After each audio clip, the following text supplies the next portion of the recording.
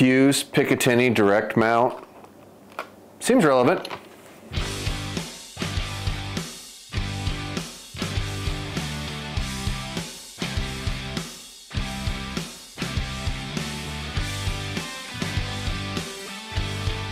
Hello and welcome back to the YouTube channel. MFJJ here talking about Fuse Vectrix sights. They make a multiple pin, 3-pin or 5-pin option. This is Hoyt's division of sights that they label with Fuse, so it's like a generic label, so you can bolt it on other brands and it doesn't make you feel weird or like you're putting a Hoyt on a Matthews or that sort of thing. But what they are making here is a micro adjustable windage, micro adjustable elevation, first, second, and third access, machined aluminum, wrapped pins for 129 bucks. That's a pretty darn good deal for a full retail for that. And for 149 bucks, they have an integrated Picatinny mount, which the looking I've done, and I could have missed something, but I think this is the least expensive direct Picatinny mount system you can have for Picatinny mount bows. And we're gonna go ahead and open this up and bolt it on, see how it lines up and what it looks like. Fuse has been around for a long time, but up until this year, it's only been allowed to be sold in pro shops and couldn't be sold online. But they decided to take a different path with that and are allowing us to put these on our website and sell them. So when this video comes up, these will be on our website if it's of interest to you. You know, maybe you don't want to spend $300, $400, $500 on a sight.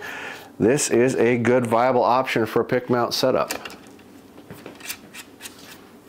Goes on real easy, real simple. Let's try leveling it and see how difficult it is. I think I'm going to turn it this way for that.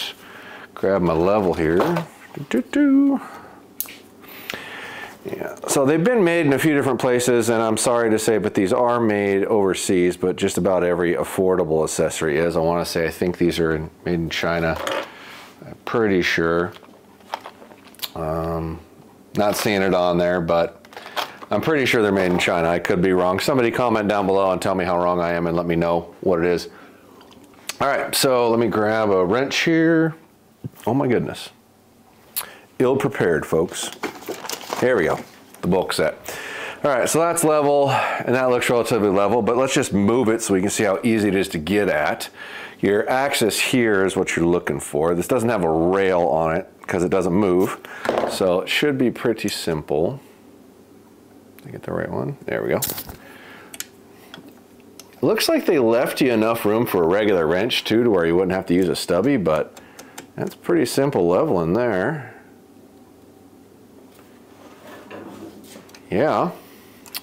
And it's really a clean setup. It doesn't have a whole bunch of excess weight or anything like that. I think they've streamlined it as much as they can.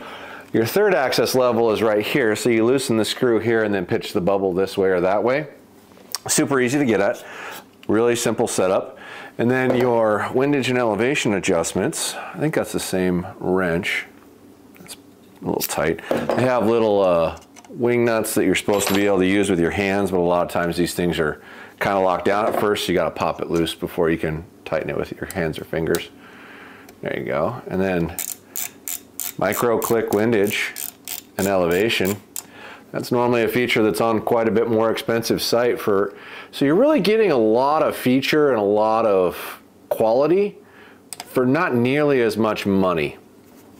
So compared to, you know, like Black Gold or some of those other ones, to get into a micro drive sight, you'd be quite a bit more expensive, and then a pick mount direct, you'd even be higher.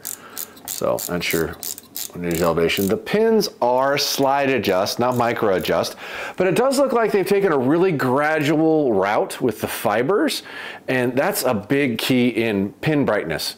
So if you don't bend the fiber really hard, the fiber optics are brighter. So if you look at their actual brightness in there, they're actually pretty darn good, which is something that Black Gold's really paid attention to a lot. So they don't let anything take a really hard bend, and when you do that, it tends to be a bit brighter. So yeah, dollar per dollar, I think you're going to have a really hard time beating this sight, and it does appear to come with a light if you are in a place where you can legally use electronics. We can't here in this state, but it is an option, and it looks like, where's that mount, I wonder?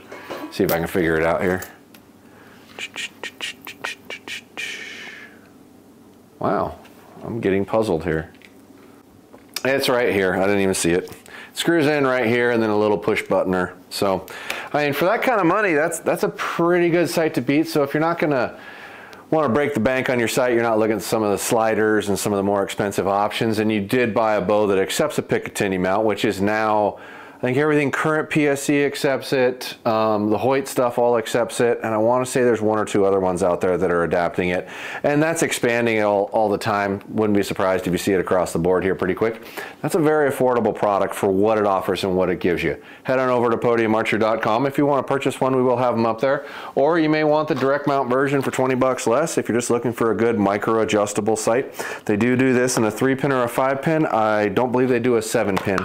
And we will have their whole accessory line up on there. I'm working on it as soon as I can, but I'll get the sights up first just in case that's what you're looking at, because that's the first thing we've done a review on. But we will review their quivers and their stabilizers as well, give you a comparison, hoping to do some stabilizer testing in the near future. Comment down below what you're looking for. If you're looking for any particular tests, anything for us specifically to look at, we're going to be reviewing a lot of sights, a lot of rests, a lot of stabilizers, a lot of quivers. Go a lot more in-depth than we did in just the bow stuff, and try to expand it a little bit more for you. Follow along on the Instagram. I am trying to post more often. Hopefully I'll get to where I post every day regularly like a normal person that's on Instagram. It's trying to balance my schedule. It's a little tricky, but anyway, thanks for following along. Appreciate it. Talk to you soon.